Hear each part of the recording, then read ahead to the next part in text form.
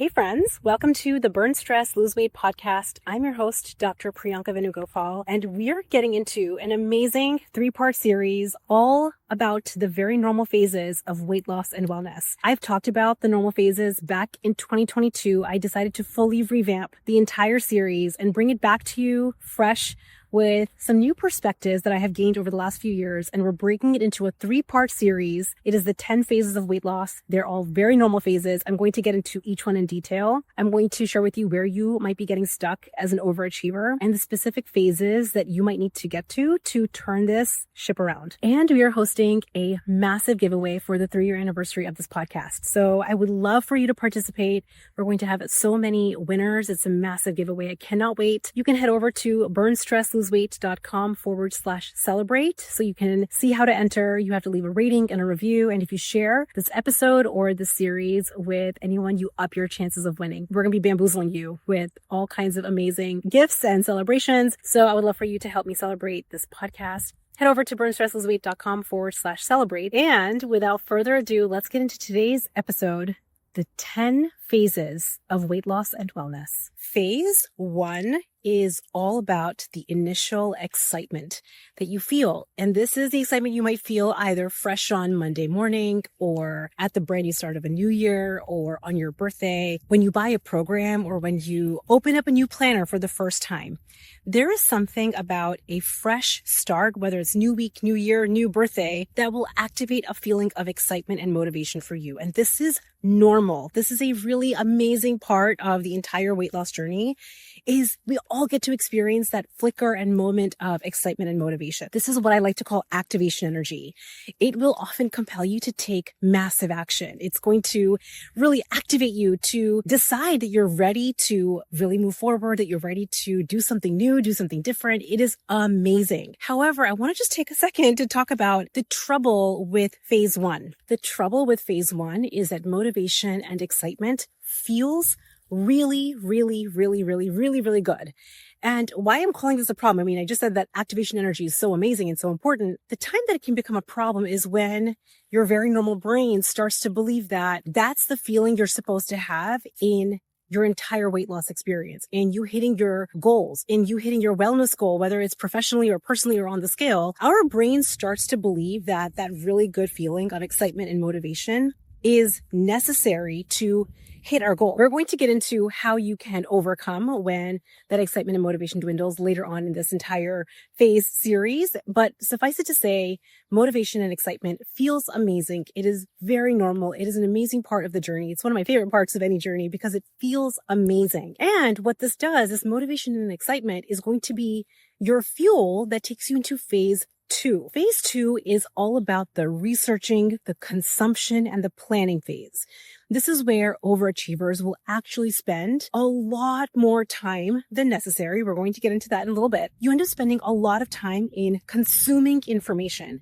This might be that you go down some Google rabbit holes to search what is the absolute number one best strategy to lose weight. You might try to decide, am I counting calories? Am I vegan? Am I vegetarian? Am I plant-based protein? Am I animal protein? How many macros am I supposed to eat? You start going down research rabbit holes. For a short while, phase 2 is actually really important. It's really important to research and think about and really use a lot of critical thinking in terms of deciding what your absolute best strategy is. But phase 2, the phase 2 version of planning, because we're going to get into proper planning later on in the series, phase 2, planning and researching and consuming, is someone that is planning and strategizing, but you have a lot of gaps. You're not exactly 100% crystal clear on why your weight loss strategy did not work last time. You are not 100% crystal clear on why you haven't been able to sustain results, why it is that you've lost weight before. You and I have both lost weight multiple times in the past, but if you've gained it back, are you 100% crystal clear on why? If it was not a capability issue, if it was not a discipline issue, where were your strategic gaps? What ends up happening when you don't know this is phase 2 is lacking. Okay, so with phase 2, why I really wanted to emphasize this is our very brilliant overachiever brains love consuming information. We love learning. We're like, you and I are, we love being students. We love learning. We love courses. We love certifications. We love degrees on our wall behind us. We love learning.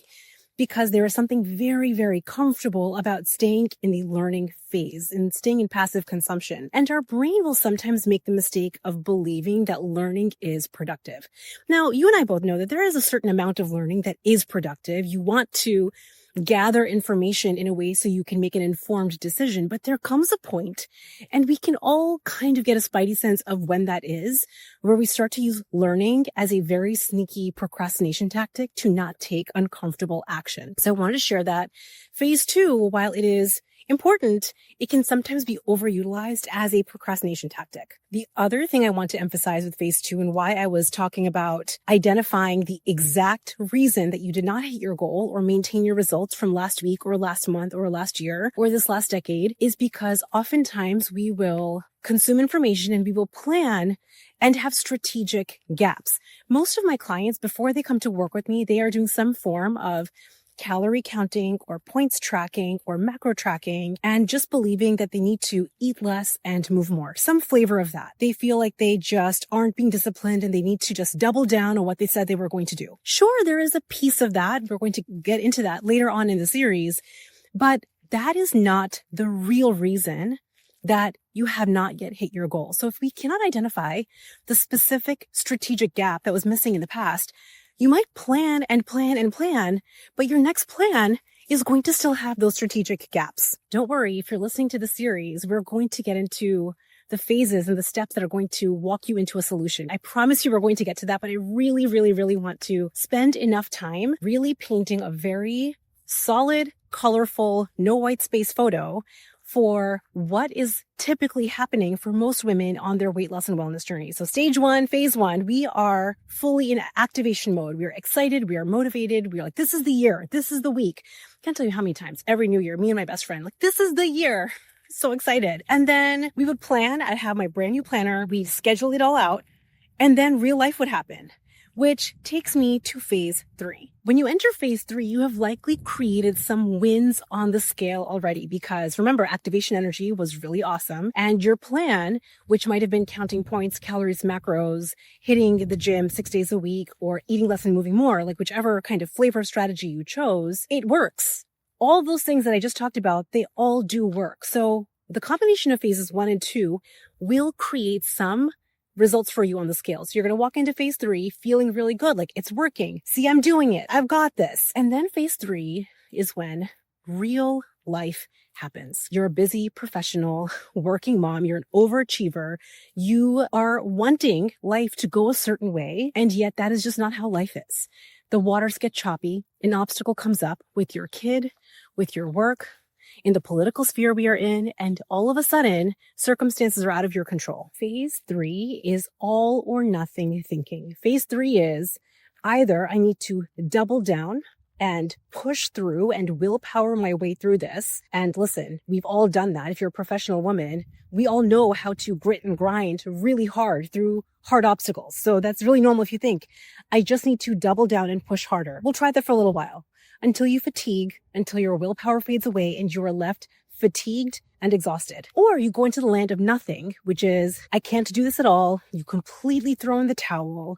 You think next week, next Monday, next year, next birthday, next season, I will start over. So phase 3 is all or nothing thinking, where you either think you have to double down or I need to hide for now and start fresh. I cannot tell you how long I stayed in this phase 1, 2, and 3, where I would have this excitement and motivation and like, this is the year energy. I would be lit up with possibility. I would plan beautifully. I would have my color-coded ninja style planner either on paper or in my head. I would try to throw spaghetti at the wall, by the way, because I didn't really know why it didn't work last time. So I'm kind of piecemealing and spaghetti on the wall approaching my weight loss strategy, thinking that I have to do all of these things to lose the weight I want. I go ahead, I move forward with that plan, I make a little bit of progress, and then real life would happen. I would get a call from the principal and my entire day would be ruined. Or I would get into a fight with my partner and my entire day would be ruined. Or I would get no sleep because of a middle of the night delivery. Or because my kids woke me up in the middle of the night. Or I would have some type of life stress. And all of a sudden, I would go into all or nothing thinking.